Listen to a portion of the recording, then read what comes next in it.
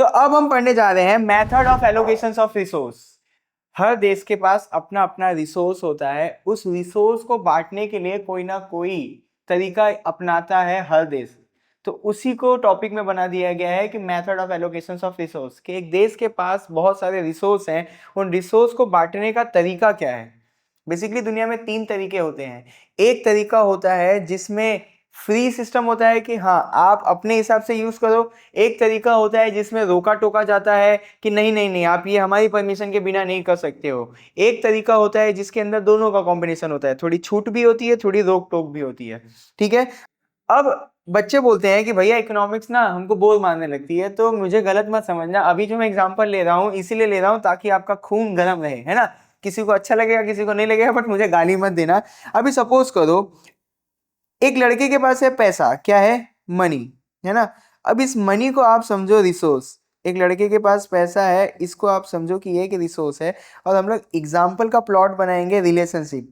एक रिलेशनशिप है जिस रिलेशनशिप के अंदर टोटल फ्रीडम है। क्या है इस रिलेशनशिप के अंदर? फ्रीडम है। लड़का बोलता है लड़की को कि तू जो चाहे वो तेरे मन से कर सकती है, मैं कोई रोक टोक नहीं लगाऊंगा। लड़की लड़के को बोलती है तू भी जो चाहे वो कर सकता है, मैं कोई भी रोक टोक नहीं लगाऊंगी। तो ये कौन सा सिस्टम है? फ्रीडम वाला सिस्टम।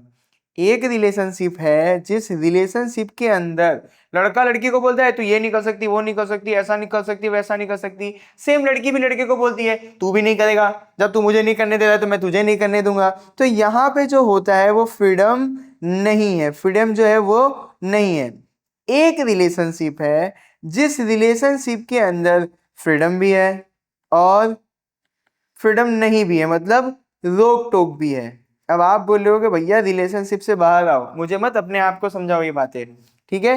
अब देखो ये जो सिस्टम होता है इस सिस्टम को बोला जाता है मार्केट सिस्टम। क्या बोला जाता है? Market system. इस सिस्टम के अंदर रिसोर्स के यूज पे पूरी फ्रीडम होती है। ये जो मार्केट सिस्टम होता है वो पूरा फ्री सिस्टम है, फ्री इकोनॉमी बोला जाता है। फ्री सिस्टम या फ्री इकोनॉमी, यहाँ पे पूरा फ्रीडम है। किस चीज का? रिसोर्स के यूज का, रिसोर्स के डिस्ट्रीब्यूशन का। हमारा टॉपिक ही था ना कि डिस्ट्रीब्यूशन करने का मेथड।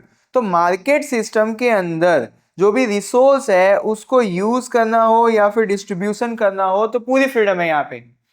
अब किसके पास फ्रीडम है? तो यहां पे फ्रीडम होती है बिजनेसमैन के पास। किसके पास फ्रीडम होती है? बिजनेसमैन के पास। कि एक बिजनेसमैन बिजनेस चलाने के लिए रिसोर्स को किसी भी तरीके से कैसे भी इस्तेमाल कर सकता है। टोटल बिजनेसमैन वाला सिस्टम होता है मार्केट सिस्टम। कौन सा सिस्टम होता है? बिजनेसमैन वाला सिस्टम। अब यहां पे देखो, यहां पे ये जो है यहां पे ना इस सिस्टम को बोला जाता है सोशलिस्ट सिस्टम। क्या बोला जाता है? Socialist system. इस सिस्टम के अंदर जो भी आपका रिसोर्स है उसके यूज और डिस्ट्रीब्यूशन के ऊपर कंट्रोल होता है। क्या होता है? कंट्रोल होता है। यहाँ पे लड़की लड़का एक दूसरे को कंट्रोल करके चल रहे हैं, उसी तरीके से सोशलिस्ट सिस्टम के अंदर रिसोर्स के यूज और डिस्ट्रीब्यूशन पे कंट्रोल होता है। किसका कंट्रोल होता है? तो यहाँ पे कंट्रोल होता है गवर्नमेंट का। किसका कंट्रोल होता है? गवर्नमेंट का कंट्रोल। तो सोशलिस्ट सिस्टम के अंदर रिसोर्स के यूज और डिस्ट्रीब्यूशन पे किसका कंट्रोल है? गवर्नमेंट का कंट्रोल है। क्लियर है। और मार्केट सिस्टम के अंदर रिसोर्स के यूज और डिस्ट्रीब्यूशन पे किसी का कंट्रोल नहीं है, इसको अपने मन से बिजनेसमैन यूज कर सकते हैं। क्लियर है। अब आ जाओ तीसरा सिस्टम। इस सिस्टम को बोला जाता है मिक्स इकोनॉमी। क्या बोला जाता है? Mix system. इस मिक्स सिस्टम के अंदर गवर्नमेंट प्लस प्राइवेट लोग दोनों साथ में मिलके चलते हैं। गवर्नमेंट प्लस प्राइवेट लोग दोनों साथ में मिलके चलते हैं, इसीलिए इसको क्या बोला जाता है? Mix system. लड़का भी बोल रहा है कि जो आप चाहोगे मैं कर दूंगा, लड़की भी बोली है जो आप चाहोगे मैं कर दूंगा। दोनों बैलेंस करके चल रहे हैं इस रिलेशनशिप में, दोनों बैलेंस करके चल रहे हैं, इसीलिए क्या बोला गया? Mix relationship, mix economic system. Government और प्राइवेट सेक्टर दोनों एक दूसरे को बैलेंस करके चलेंगे, ऐसे सिस्टम को बोला जाता है मिक्स इकोनॉमिक सिस्टम या मिक्स सिस्टम। क्लियर है बेस? ये आपको बेस क्लियर हो जाएगा, उसी के ऊपर से मैं अब आपको मैंने जो लिखा है वो समझाता जाऊंगा। अब यहां पे देखो, the market system is not organized by government. अभी अपने ने पढ़ा था कि ये जो सिस्टम है इसको कौन नहीं बनाता है? गवर्नमेंट नहीं बनाती है। याद रख के चलना, मार्केट सिस्टम को कौन नहीं बनाता? गवर्नमेंट नहीं बनाती है। In this method allocation of resource based on profit, इस सिस्टम के अंदर जो रिसोर्स है वो क्यों बांटा जा रहा है? तो इस सिस्टम के अंदर रिसोर्स को डिस्ट्रीब्यूट किया जा रहा है प्रॉफिट के लिए। किसके लिए? प्रॉफिट के लिए। एक बिजनेसमैन कहीं भी पैसा डालेगा, किसके लिए डालेगा? प्रॉफिट के लिए। तो ये जो सिस्टम होता है, गवर्नमेंट इसको इस तरीके से बनाती है कि लोग प्रॉफिट जनरेट कर सके। तो सिस्टम किसके लिए बनता है? प्रॉफिट के लिए। लोग यहाँ पे इन्वेस्टमेंट करते हैं, किसके लिए? प्रॉफिट के लिए। लोग यहाँ पे इन्वेस्टमेंट करते हैं किसके लिए? प्रॉफिट के लिए। वही लिखा हुआ है कि in this method people invest for profit. लोग इस सिस्टम के अंदर इन्वेस्ट क्यों कर रहे हैं? प्रॉफिट के लिए। प्रोडक्शन क्यों किया जाता है? प्रॉफिट के लिए। प्रोडक्शन मतलब प्रोडक्ट वगैरह क्यों बनाया जाता है? फैक्ट्री क्यों डाली जाती है? प्रॉफिट के लिए। In this method profit encourage research and development in the production technology. जो प्रोडक्शन करने की टेक्नोलॉजी है उसके अंदर रिसर्च और डेवलपमेंट होता रहता है। बहुत इजी सी भाषा में समझाता हूँ। सपोज करो 2008 में जो आईफोन आया था, अगर 2024 में भी वही आईफोन मिलेगा तो आप लोग नहीं खरीदोगे। अब कैसा हो रहा है कि जो 2008 में आईफोन आया था और जो 2024 में आया है, दोनों की टेक्नोलॉजी में फर्क है ना? फर्क है। आपको पता है कि जो 8 में आया था वो पुराने तरीके का है, जो 24 में आया है वो एकदम अलग तरीके का टेक्नोलॉजी है। तो इसको बनाने के लिए नई मशीन्स लगी होगी, नई तरीके के मेथड लगे होंगे। अब ये मशीन कैसे आई होगी? जब ये मशीन को बनाने के लिए रिसर्च और डेवलपमेंट किया गया होगा। सीधी सी भाषा में ये समझाता हूं कि मार्केट सिस्टम के अंदर जो प्रोडक्शन है उसको अच्छा करने के लिए रिसर्च और डेवलपमेंट होता रहता है। क्यों रिसर्च एंड डेवलपमेंट होता है? ताकि नई तरीके की मशीन आए और नए तरीके का प्रोडक्ट आए। समझ में आ रहा है क्या बोल रहा हूं? मार्केट सिस्टम के अंदर रिसर्च और डेवलपमेंट क्यों होता है? ताकि नए नए तरीके की मशीन बने, उस नए नए तरीके से हम नए नए तरीके का प्रोडक्ट बनाएं, लेटेस्ट प्रोडक्ट बनाएं और बेटर प्रोडक्ट बनाएं। तो याद रखना, मार्केट सिस्टम के अंदर रिसर्च और डेवलपमेंट हो रहा है किसके लिए? प्रोडक्शन टेक्नोलॉजी और प्रोडक्ट को अच्छा बनाने के लिए। क्लियर है? आगे देखते हैं। Competition play an important role in the market system. अब आपको मैंने ऊपर बताया कि मार्केट सिस्टम के अंदर कोई भी गवर्नमेंट इंटरफेयर नहीं करती है, तो ये सिस्टम पे कंट्रोल कौन करता है? तो यहाँ पे बहुत प्यार से ध्यान से समझना, इस सिस्टम के अंदर कंट्रोल होता है कंपटीशन की वजह से। किसकी वजह से? कंपटीशन की वजह से। अब आप बोल रहे होगे कि भैया कंपटीशन की वजह से कोई सिस्टम कैसे कंट्रोल हो रहा है? सपोज करो आपके पास सैमसंग का फोन है, आपके पास वीवो का फोन है, आपके पास ओप्पो का फोन है। अब इस ये सारे फोन का फीचर्स क्या है? सेम है। आपको मैं क्या बोल रहा हूँ, समझ आ रहा है? सैमसंग है, वीवो है, ओप्पो है, वो लोगों के फोन का फीचर सेम है। अगर सैमसंग ने इस फोन का प्राइस 15,000 रखा तो मे बी वीवो भी उसको 13 से 15,000 में बेचेगी, मे बी ओप्पो हो सकता है कि 13 से 16,000 में बेचेगी। ऐसा नहीं है कि सेम फीचर वाला फोन सैमसंग 25,000 में बेचे और ये लोग 15,000 में बेचे। समझा मैं क्या बोल रहा हूं? कि सेम तरीके का प्रोडक्ट और सर्विस आप अलग अलग दाम पे नहीं बेच सकते हो। क्यों? क्योंकि आपका जो कॉम्पिटिटर है सेम चीज आपको सस्ते में दे रहा है, तो आपको भी ज्यादा पैसा कमाने के लिए उसी के आसपास अपनी प्राइस रखनी पड़ेगी, उसी के आसपास अपने कॉम्पिटिटर के हिसाब से ही आपको अपनी क्वालिटी रखनी पड़ेगी। तो हो गया सिस्टम कंट्रोल में। किसकी वजह से कंट्रोल में आया? कंपटीशन की वजह से। अगर कंपटीशन नहीं हो, सपोज करो सिर्फ सैमसंग ही अपना फोन बेचता हो, ओप्पो वीवो ना हो, तो सैमसंग अपने प्रोडक्ट को ज्यादा प्राइस पे बेचेगा। बट अब सैमसंग को पता है कि ओप्पो, वीवो, वन प्लस सारे लोग हैं, तो ये लोग जितने में बेचेंगे मुझे भी उतने में बेचना पड़ेगा। तो कस्टमर को एक सस्ते दाम में अच्छा प्रोडक्ट मिलने लगेगा। किसकी वजह से? कंपटीशन की वजह से। तो आप बोल सकते हो कि मार्केट सिस्टम किसकी वजह से कंट्रोल होता है? कंपटीशन की वजह से कंट्रोल होता है। अब यहाँ पे देखो, मैंने आपको बोल ही दिया था कि ये फ्री सिस्टम और फ्री इकोनॉमी है। अगर आपको बोर्ड पूछती है कि राइट अबाउट फ्री सिस्टम या फ्री इकोनॉमी, तो आपको मार्केट सिस्टम के बारे में लिखना है। तो यहाँ पे आप मार्केट सिस्टम का कॉन्सेप्ट समझ गए। अब हम समझते हैं सोशलिस्ट सिस्टम का कॉन्सेप्ट। अभी देखो, सोशलिस्ट सिस्टम के अंदर जो भी रिसोर्स होता है उसको ओन करती है स्टेट। मतलब जो भी आपके देश के अंदर रिसोर्स है, मिनरल है, उसके ऊपर कंट्रोल होगा गवर्नमेंट का। क्लियर है? All the economic decision are taken by government. पैसे से रिलेटेड जो भी डिसीजन होगा देश के अंदर, सोशलिस्ट सिस्टम के अंदर कौन लेगा उसको? गवर्नमेंट लेगी। Social welfare is the main M of the socialist system. Government इस सिस्टम को इसीलिए कंट्रोल करती है क्योंकि इस सिस्टम से गवर्नमेंट को उस देश का भला करना होता है, सोशल वेलफेयर करना होता है। यहाँ पे जो लोग जो लेबर काम करेंगे उनको बदले में वेजिस मिलता है। मार्केट सिस्टम के अंदर जो बिजनेसमैन काम कर रहा था उनको प्रॉफिट मिल रहा था। सोशलिस्ट सिस्टम के अंदर जो लोग काम कर रहे हैं उनको गवर्नमेंट क्या देगी, वेजिस देगी। अगर आपको समझने में तकलीफ है तो मैं यहाँ पे आपके लिए एक छोटा सा माइंड मैप बना देता हूँ सोशलिस्ट सिस्टम का। ये सिस्टम कौन कंट्रोल करता है, तो गवर्नमेंट कंट्रोल करती है ना। इस सिस्टम के अंदर जो भी रिसोर्स है उसको कौन कंट्रोल करेगा, गवर्नमेंट कंट्रोल करेगी।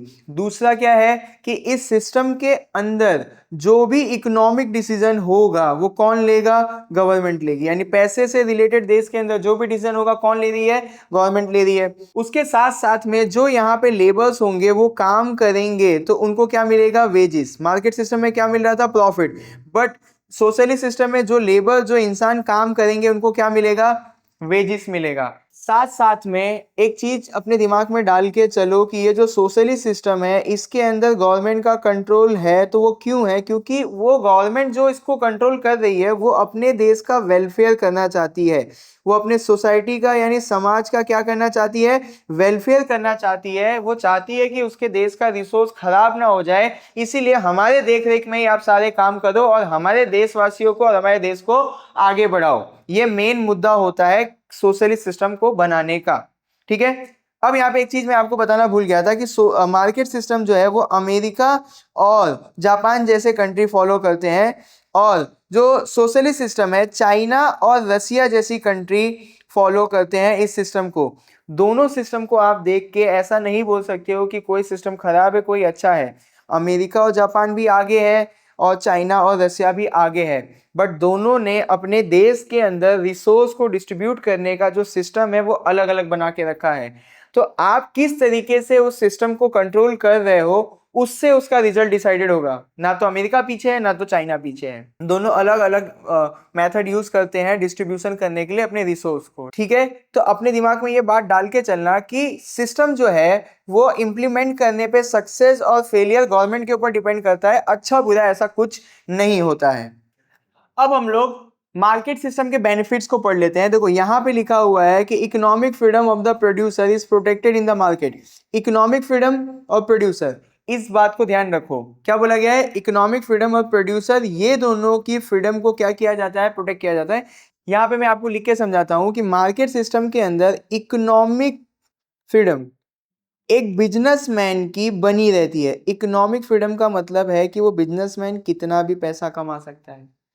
इकोनॉमिक फ्रीडम का मतलब है कि एक बिजनेसमैन कितना भी पैसा कमा सकता है, उसको कोई रोकने नहीं आएगा। इस टर्म को बोला गया है कि एक बिजनेसमैन की, एक इंडिविजुअल की, एक प्रोड्यूसर की इकोनॉमिक फ्रीडम बनी रहती है। किस सिस्टम के अंदर, मार्केट सिस्टम के अंदर। कोई ज्यादा इतना हार्ड नहीं है कि आप टेंशन में आ जाओगे कि भैया आपने क्या लिख दिया कि इकोनॉमिक फ्रीडम बनी रहती है एक इंडिविजुअल की, एक बिजनेसमैन की मार्केट सिस्टम के अंदर। सीधी सी भाषा में ये बात है कि आप बिजनेस करना चाहते हो, आप के अंदर जितनी कैपेबिलिटी है, आपके पास जितना पैसा है, आप दबा के पैसा बनाओ, कोई रोकने नहीं आएगा। किस सिस्टम के अंदर, मार्केट सिस्टम के अंदर। दूसरी लाइन जो लिखी हुई है, resource of production are use in the best way to make profit. अब बात को समझना, आप क्या हो, एक बिजनेसमैन हो। एक बिजनेसमैन अपने रिसोर्स को कभी भी वेस्ट नहीं होने देगा। अभी इसको समझो, देखो मैं एक एग्जांपल लेता हूं कि एक अच्छा बिजनेसमैन, एक बुरा बिजनेसमैन। एक बुरा बिजनेसमैन है, एग्जांपल लेता हूं, बहुत आसान सा एग्जांपल लेता हूं कि सपोज करो एक बुरे बिजनेसमैन के पास 100 केजी राइस है। उस 100 केजी राइस से वो 80 प्लेट्स बिरयानी बनाता था और उसका हमेशा 20 केजी राइस बेकार हो जाता था। मान लो यार, समझने के लिए आसान है बट आप उसमें लॉजिक मत लगाओ, ठीक है। मान लो कि 100 केजी राइस में से वो 80 प्लेट क्या बनाता था, बिरयानी, और 20 केजी खराब हो जाता था। अब एक अच्छा बिजनेसमैन जो होगा वो क्या कर रहा था कि उसके पास 100 केजी राइस था और वो 100 केजी राइस से 95 प्लेट्स बिरयानी बनाता था और उसका 5 केजी ही राइस वेस्ट होता था। तो मार्केट सिस्टम के अंदर जब एक बिजनेसमैन को आप रिसोर्स दोगे ना, तो वो बिजनेसमैन रिसोर्स का जो वेस्टेज है ना उसको कम करेगा। क्यों कम करेगा, अपने प्रॉफिट को बढ़ाने के लिए। वही लाइन लिखी हुई थी वहां पे। क्लियर है, आसान है सब। अब आगे देखोगे तो मास प्रोडक्शन में बी डन। मास प्रोडक्शन का मतलब है कि लार्ज क्वांटिटी में बनाना। मास प्रोडक्शन का मतलब क्या है कि लार्ज क्वांटिटी में बनाना। एक बिजनेसमैन को आप एक ऐसा सिस्टम दोगे वहां पे उसको पता है कि मैं कितना भी बना सकता हूं, तो वो ज्यादा बनाएगा। सपोज करो एक बिजनेसमैन है जो पहले 100 शूज बनाता था, बट अब वो ऐसे सिस्टम के अंदर आ गया जहां पे सारी कंडीशन उसके फेवर में है, तो अब वो 1000 शूज बनाने लगा। मतलब क्या करने लगा, मास प्रोडक्शन लार्ज क्वांटिटी में बनाने लगा। तो मार्केट सिस्टम एक ऐसा सिस्टम होता है जहां पे बिजनेसमैन को सारी चीजों की फ्रीडम है, तो वो बहुत ज्यादा बनाने की कोशिश करेगा, मास में बनाने की कोशिश करेगा कि वो और ज्यादा प्रॉफिट कमा सके। हम हो और या आप हो, मैं हूं या आप हो, हम सारे लोग भी यही ट्राई करेंगे कि हमको एक अगर ऐसा सिस्टम मिल रहा है जहां पे हमको मौका मिल रहा है कि हम बहुत ज्यादा प्रोडक्शन करके बहुत ज्यादा पैसा बना सकते हैं, तो हम बिजनेसमैन के तौर पे वो काम करेंगे। फिर देखो, new research keep on taking place in the economic. अब यहाँ पे समझना, सपोज करो 2008 में आया था आईफोन, और वही सेम आईफोन अगर 2024 में भी हमको मिलेगा तो हम नहीं लेंगे। आईफोन में एप्पल क्या कर रही है कि हमेशा हर साल क्या करती है, रिसर्च करती है। रिसर्च करने की वजह से वो अपने प्रोडक्ट को क्या कर रही है, अपडेट कर रही है। क्यों अपडेट कर रही है, ताकि ज्यादा से ज्यादा लोग उनका फोन बाय करें और उनका प्रॉफिट बढ़ जाए। तो मार्केट सिस्टम के अंदर बिजनेसमैन प्रॉफिट बनाने के लिए क्या करते हैं, रिसर्च करते हैं। क्यों रिसर्च करते हैं, उनका प्रोडक्ट अपडेट हो जाए, जिसकी वजह से ज्यादा लोग उनका प्रोडक्ट खरीदें। तो मार्केट सिस्टम का ये भी फायदा है कि उस सिस्टम के अंदर हमेशा रिसर्च होती रहती है, हमेशा डेवलप करते रहते हैं प्रोडक्ट को। समझ आ रहा है, तो ये भी फायदा एक है किसका, मार्केट सिस्टम का। अब अगर आगे देखते हैं तो quality of goods improve because of competition. Competition की वजह से गुड्स की क्वालिटी भी बढ़ती है। यहाँ पे देखो रिसर्च और डेवलपमेंट हो रहा है। क्यों रिसर्च और डेवलपमेंट हो रहा है, आईफोन को भी पता है कि अगर वो अपने प्रोडक्ट को अपडेट नहीं करेगा तो सैमसंग उससे आगे निकल जाएगा। आईफोन का कॉम्पिटिटर कौन है, सैमसंग है। तो सैमसंग भी अपने प्रोडक्ट को क्यों अपडेट करता है, क्योंकि उसको भी डर है कि लोग आईफोन खरीद लेंगे। तो यहाँ पे कंपटीशन की वजह से, चाहे वो सैमसंग हो चाहे आईफोन हो, वो लोग अपने प्रोडक्ट की क्या करते हैं, क्वालिटी को बढ़ाते हैं। कंपटीशन के डर से सारे लोग अपने प्रोडक्ट की क्वालिटी अच्छा करते हैं। सैमसंग को डर है कि अगर वो अपनी क्वालिटी बेकार करेगा तो लोग आईफोन खरीद लेंगे। आईफोन को डर है कि अगर वो अपनी क्वालिटी खराब करेगा तो लोग सैमसंग खरीद लेंगे। तो कंपटीशन की वजह से एक अच्छा प्रोडक्ट कस्टमर को मिलता है। ये किसके अंदर होता है, मार्केट सिस्टम के अंदर होता है। फिर अगर लास्ट लाइन अगर देखोगे तो fast economic growth of the nation. Suppose करो एक देश है, अमेरिका ही है। अब अमेरिका के अंदर बिजनेसमैन के लिए सारे फ्रीडम है, बिजनेसमैन बहुत सारा बना सकता है, बिजनेसमैन अपने प्रोडक्ट को डेवलप भी करता है, बिजनेसमैन कंपटीशन की वजह से अपने प्रोडक्ट की क्वालिटी भी अच्छी कर रहा है। अगर ये सारी चीजें अच्छी हो रही होंगी तो देश की इकोनॉमी भी अच्छी होगी। यही बात लास्ट में मैंने बोल दी है। अब हम पढ़ने जा रहे हैं बेनिफिट्स सोशलिस्ट सिस्टम के। तो पहला बेनिफिट यहाँ पे जो लिखा हुआ है, production according to the requirement of society. इसकी सबसे पहली इसकी सोशलिस्ट सिस्टम की सबसे पहली अच्छाई ये है कि यहाँ पे उतना ही बनता है जितना देशवासियों को चाहिए। तो क्या बोला गया है कि प्रोडक्शन उतना ही होगा जितना देश के अंदर नीड है। सिंपल सी भाषा में ऐसा बोला जाए कि उनके वहां पे 100 करोड़ लोग हैं, तो 100 करोड़ लोगों को 100 करोड़ फोन चाहिए, तो वो देश सिर्फ और सिर्फ 100 करोड़ फोन बनाने देगा। तो अगर 100 करोड़ लोगों को 100 करोड़ फोन चाहिए तो कोई भी रिसोर्स वेस्ट नहीं होगा। तो production according to the requirement of the society, simple सी चीज थी जिसको आप एग्जांपल से समझ सकते हो। There is no wastage of resource due to control of the government. Suppose करो मम्मी को समझो कि मम्मी गवर्नमेंट है और मम्मी ने घर पे खाने पे कंट्रोल करके रखा हुआ है। सपोज करो हम लोग की जो उम्र आ गई है तो मम्मी हम लोग को 7 बजे के आसपास एक फोन घुमाएगी, आज खाने वाला है, हाँ ठीक है, तो कुछ खाया था पहले, नहीं मम्मी कुछ नहीं खाया, तो मम्मी को पता चल जाएगा कि मुझे भूख ज्यादा है, उस हिसाब से मम्मी ज्यादा खाना बनाएगी। सपोज करो मम्मी ने एक दिन मेरे को 7 बजे फोन किया कि कुछ खाया, घर पे खाने वाला है, हाँ मम्मी खाने वाला हूँ बट 6 बजे भी मैंने नाश्ता किया था, तब मम्मी क्या होगा कि थोड़ा कम खाना बनाएगी। तो जब गवर्नमेंट कंट्रोल करके बैठती है तो रिसोर्स वेस्ट हो जाने के चांस कम हो जाते हैं। जैसे मम्मी खाने पे कंट्रोल करके बैठी है तो मम्मी ने पता लगाया कि इसको भूख कितनी है, अब मेरे को भूख कम थी तो कम खाना बनाया तो हमारे घर का खाना वेस्ट नहीं होगा। अभी मेरे को भूख ज्यादा थी तो मम्मी ज्यादा खाना बनाएगी तो भी क्या होगा कि खाना वेस्ट नहीं होगा। तो जब गवर्नमेंट कंट्रोल करके बैठेगी तो देश का रिसोर्स वेस्ट नहीं होगा। आपने एग्जांपल से समझ लिया। There is no consumer exploitation. Suppose करो एक एग्जांपल देता हूं एक्सप्लॉयटेशन का, मम्मी के एग्जांपल से ही देता हूं। अब मेरे घर में कैसा है कि मुझे भिंडी नहीं अच्छी लगती, मेरी बहन को भिंडी अच्छी लगती है। तो मम्मी ने मुझे क्या समझाया कि आज उसके पसंद का भिंडी की सब्जी बना देती हूँ, तू क्या करना अचार से खा लेना। मैं बोला चलो ठीक है। अब दूसरा सीन ले लो, ऐसे तो मेरे साथ अत्याचार हुआ ना कि मेरी बहन को तो भिंडी की सब्जी मिल गई, मेरे को क्या मिला, अचार खाने को मिला। अब दूसरा सीन पकड़ो, मेरी बहन को बैगन का भरता नहीं पसंद है बट मुझे बैगन का भरता पसंद है। तो आज जब बैगन का भरता बनेगा तो मम्मी मुझे बोलेगी कि आज अमित को बैगन का भरता खा लेने दे, तू अचार से काम चला ले। तो जब गवर्नमेंट कंट्रोल करके बैठेगी, जब मम्मी कंट्रोल करके बैठी हुई है, तो ना तो कस्टमर के साथ कोई अत्याचार होगा, ना ही वर्कर के साथ अत्याचार होगा। ये फायदा है किसका? सोशलिस्ट सिस्टम का। मम्मी ने एक दिन मेरी बहन को अचार दिया क्योंकि उसको वो सब्जी नहीं पसंद थी, एक दिन मुझे अचार दिया क्योंकि मेरे को वो सब्जी नहीं पसंद थी। तो जब गवर्नमेंट कंट्रोल करके बैठती है तो ना तो कस्टमर के साथ ना ही वर्कर के साथ कोई भी एक्सप्लॉयटेशन होता है उस सिस्टम के अंदर। There is no unequal distribution of income in the society. अब समझो, सपोज करो हमारे घर में 100 रुपए है कि पॉकेट मनी देना है, तो 50 रुपए मुझे मिलेगा, 50 रुपए मेरी बहन को मिलेगा। क्यों? क्योंकि गवर्नमेंट कंट्रोल करके बैठी हुई है। इसी की तरीके से जब गवर्नमेंट सारी चीजों को कंट्रोल करके बैठेगी तो वहां पे जो इनकम का डिस्ट्रीब्यूशन है वो बहुत ज्यादा अलग नहीं होगा। जैसे हमारे घर के अंदर पॉकेट मनी थी 100 रुपए, 50 मुझे मिला, 50 मेरी बहन को मिला। उसी तरीके से जब गवर्नमेंट किसी भी सिस्टम को कंट्रोल करके बैठेगी तो वो ये ध्यान रखेगी कि उस देश के अंदर जो इनकम है वो अनइक्वली डिस्ट्रीब्यूट ना हो जाए। क्या ध्यान रखेगी? कि जो इनकम है वो अनइक्वली डिस्ट्रीब्यूट ना हो जाए। आगे बढ़ते हैं। The main focus is on social welfare. जैसे मेरी मम्मी का क्या मकसद है कि मेरे और मेरी बहन को अच्छी परवरिश मिल जाए, तभी वो कंट्रोल करके बैठी है, तभी वो हमको डांटती हैं। इसी तरीके से गवर्नमेंट कंट्रोल करके बैठी है तो वो क्या चाहती है कि हमारे देश का भला हो, हमारे देश के लोगों का भलाई हो। तो सोशल वेलफेयर मेन एम होता है सोशलिस्ट सिस्टम को बनाने में गवर्नमेंट का। ठीक है, तो सोशल वेलफेयर मेन एम होता है सोशल सिस्टम को बनाने के लिए। ठीक है, क्लियर है दोनों के बेनिफिट्स? अब हम पढ़ेंगे लिमिटेशंस को।